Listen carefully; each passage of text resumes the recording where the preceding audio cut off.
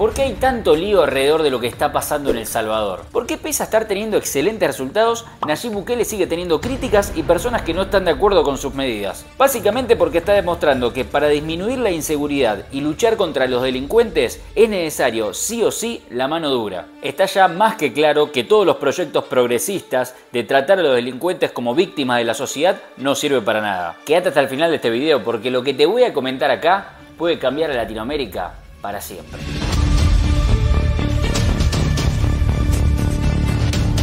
El Salvador pasó de ser uno de los países más violentos e inseguros del mundo a ser un país donde los pandilleros están presos y la gente honesta puede caminar tranquila por la calle. Fíjense que no dije de Latinoamérica, sino del mundo. La tasa de homicidio que tenía El Salvador era comparable con países que estaban atravesando una guerra. Actualmente Nayib Bukele declaró que su país pasó más de un año, más de 365 días, sin tener un homicidio. Y el presidente de El Salvador, Nayib Bukele, aseguró este día jueves que su país logró registrar 365 días sin homicidios durante su administración. En 2015, la tasa de homicidios de este país era de un homicidio cada 1000 habitantes. Y esto se debía en gran parte a las maras. Quizás te estés preguntando qué son las maras. Son bandas de pandillas callejeras que normalmente se dedican al narcotráfico y a la delincuencia. Sus miembros son muy característicos debido a la cantidad de tatuajes simbólicos que llevan.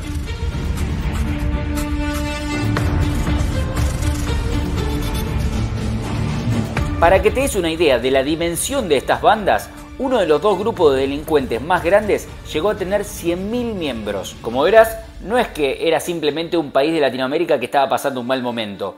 Era de los peores y parecía no tener salida. Parece increíble decir que este país, que se encontraba en un pozo muy profundo, actualmente ha dado un giro de 180 grados y ha cambiado su situación completamente. Súbanse a un bus, pregúntenle a los pasajeros del bus. Vayan a un restaurante, pregúntenle a los comensales, a los meseros, pregúntenle a quien quieran. Aquí en El Salvador pueden ir a cualquier lugar, es totalmente seguro. Pueden entrar a cualquier comunidad, a cualquier barrio, a cualquier colonia, a cualquier cantón, a la hora que quieran, no les va a pasar nada, nadie los va a detener. Y viste cómo es, a veces aparecen personas que dañan mucho la figura de varios países de Latinoamérica, así como también a veces aparecen otros que cambian el rumbo de un país de manera positiva. Y tal es el caso de Nayib Bukele, que luego del 27 de marzo de 2022, cuando se registraron 62 homicidios en el mismo día en El Salvador, mandó a la fuerza de seguridad a salir a la calle para capturar a los pandilleros. Y fíjate vos la tranquilidad que les dio, algo que muchos países deberían copiar. Les dijo a la fuerza de seguridad que hagan lo que tengan que hacer, que él le aseguraba que ellos no iban a tener ningún problema con la justicia. Además de que revisan cada una de sus pertenencias, en el caso de los hombres, Paola, Héctor, les quitan la playera para ver si tienen algún tatuaje. En caso de que tengan algún tatuaje, son separados y son llevados a las Bartolinas. De un día para otro, la policía hizo control de armas, de drogas, tatuajes. ¿Por qué tatuajes? Porque los integrantes de las maras son fácilmente reconocibles porque llevan tatuajes de pertenencia, como estos que están viendo en pantalla. Bukele tuiteó que los pandilleros pasaron de lucir orgullosos sus tatuajes a intentar borrárselos de cualquier manera. Pero no todo queda ahí. También ordenó a empeorar las condiciones de detención de los presos y le redujo la cantidad de comidas por día de 3 a 2. Luego de estas medidas, las pandillas y la familia de los pandilleros empezaron a quejarse. Comenzaron los rumores de que los pandilleros que andaban sueltos por la calle se iban a empezar a vengar de todas estas decisiones. A lo cual Bukele respondió: por ahí andan rumores que quieren empezarse a vengar de la gente honrada, al azar. Hagan eso y no va a haber un tiempo de comida en las cárceles. Uno, a ver cuánto tiempo duran sus homeboys allá adentro. Les juro por Dios que no comen un arroz. Y vamos a ver cuánto tiempo duran. Y no me importa lo que digan los organismos internacionales, que vengan a proteger a nuestra gente. ¡Qué bien, Bukele! Y por si eso fuese poco, mediante el mandato de Bukele comenzaron a salir noticias como estas. El Salvador abre la mayor cárcel de máxima seguridad del continente americano para pandilleros, el centro de confinamiento de terroristas, la llamada CECOT. Desde que Bukele es el presidente se han confiscado más de 7.000 teléfonos móviles en las cárceles. Me encanta porque es un presidente que va muy al detalle. Fíjense este dato. Cuando hablamos de este tipo de pandillas, no nos tenemos que olvidar que son grupos muy organizados, por lo que confiscar celulares evita que estos grupos se organicen dentro de las cárceles. En sus primeros 2 años de presidencia logró reducir la criminalidad a la mitad.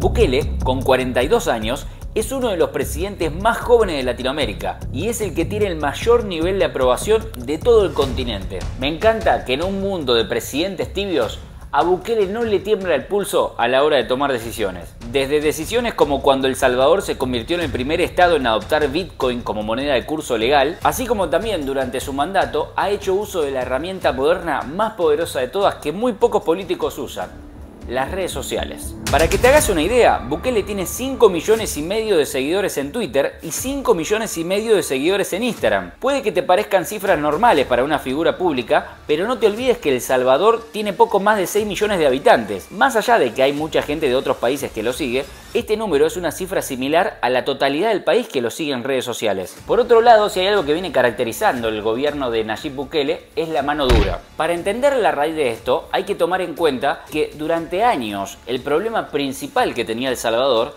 estaba relacionado con la violencia. Las maras salvadoreñas eran algo así como un estado paralelo. Para ellos no aplicaba la ley y la policía no se animaba a hacerle frente. Las maras salvadoreñas eran algo así como un estado paralelo. Para ellos no aplicaba la ley y la policía no se animaba a hacerle frente. Algo muy similar a lo que pasa en los demás países de Latinoamérica con los narcotraficantes. En estos momentos, El Salvador se encuentra en sus niveles más bajos de violencia desde la guerra civil. Está más que clara la evolución de este país en relación a la seguridad. Y lo mismo podemos decir de la corrupción. Y si hablamos del aspecto económico, Nayib Bukele ha logrado atraer inversiones millonarias, como cuando la fundación de Warren Buffett donó 25 millones de dólares a la policía salvadoreña. Si eso hubiese pasado años atrás, o si pasara en otros países de la región, una gran parte de ese dinero hubiese ido a parar a los bolsillos de los políticos salvadoreños. En cambio, en este caso, con esos 25 millones de dólares, han pagado el primer centro de investigaciones forenses de El Salvador. Para que te hagan una idea de lo importante que fue este paso,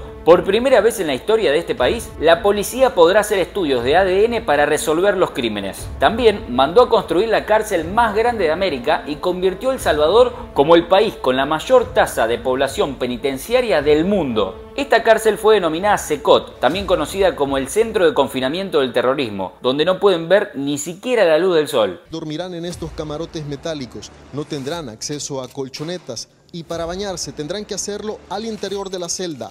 El agua llegará a esta pila y será controlada por los custodios desde el exterior.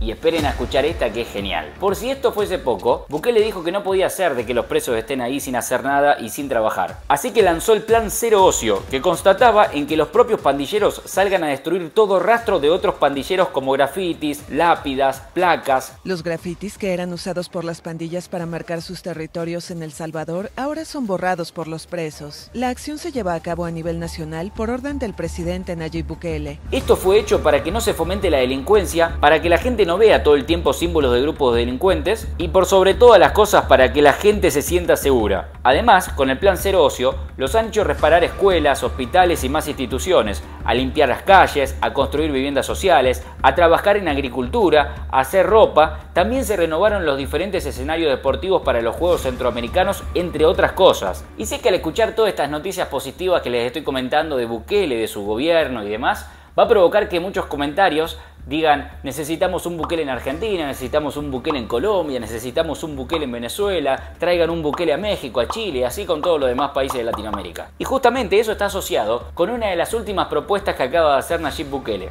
Escuchemos.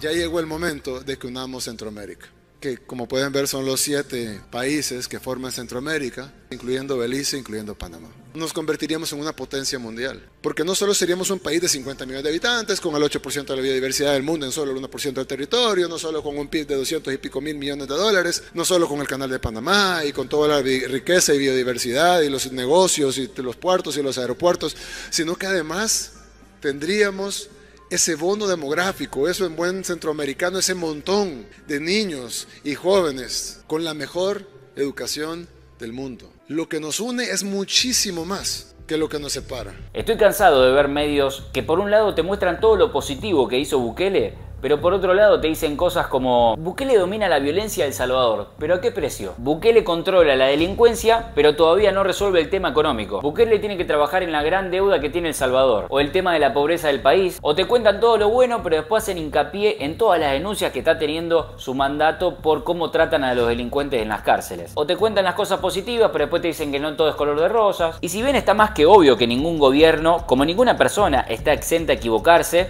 o siempre si uno va al detalle puede encontrar mejores formas de hacer las cosas. Pero como vengo diciendo en otros videos, lo que le falta a este mundo es lo que le sobra a personas como Nayib Bukele: huevos. Entre tanta negatividad y críticas en las redes sociales, solo tengo palabras positivas y de aprecio hacia Nayib Bukele, que convirtió un país que no tenía futuro y estaba condenado al fracaso en un estado seguro que no hace más que expandirse y mejorar. Antes de su mandato, nadie hablaba de El Salvador. Ahora todo el mundo lo conoce y encima por cosas positivas. Nayib Bukele fue el primer presidente de la era moderna que comenzó a enfocarse en los derechos de las personas honradas, de la gente honesta y no de los delincuentes. Como tiene que ser. Generalmente defienden como que todo el enfoque de derechos humanos internacional o de las ONGs incluso esté enfocado en los derechos de los delincuentes, que tienen derechos. Pero ¿por qué el enfoque es siempre en los derechos de los delincuentes? Y la gran mayoría de la gente honrada, nadie le importan sus derechos. En este país pasamos 30 años siendo acribillados, asesinados, renteados, violados, extorsionados, amenazados, viviendo en zozobra y nadie dijo nada. Pero de repente agarran a los que matan, a los que rentean, a los que